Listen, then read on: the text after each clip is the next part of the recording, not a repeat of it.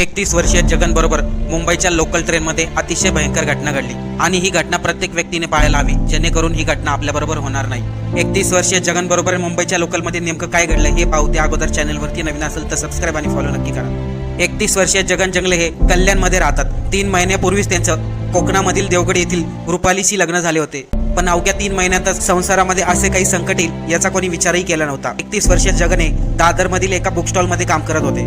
संध्याकाळी कामावरून सुटल्यानंतर ते नेहमीप्रमाणे दादर ते कल्याण असा लोकलने प्रवास करायचे। त्या दिवशी सायंकाळी त्यांनी दादरवरून कल्याणसाठी लोकल पकडली आणि लोकल ठाण्याच्या पुढे आल्यानंतर काही मोबाईल चोरांनी जंगले लोकलच्या दारामध्ये उभा असताना त्यांच्या हातावरती काठीने जोरदार फटका मारला। काठीचा जोरदार फटका हातावर बसल्यामुळे 31 वर्षीय जंगले यांचा तोल गाडी खाली गेला आणि 31 वर्षीय जंगलेचे दोन्ही पाय लोकलच्या खाली आले। नाविलाजाने जंगलेला आपले दोन्ही पाय गमावे लागले। जर मुंबईमध्ये आपणही असा प्रवास करत असाल आणि लोकलच्या दारामध्ये उभा असाल तर सावधानपूर्वक प्रवास करावा, जेणेकरून अशा दुर्दैवी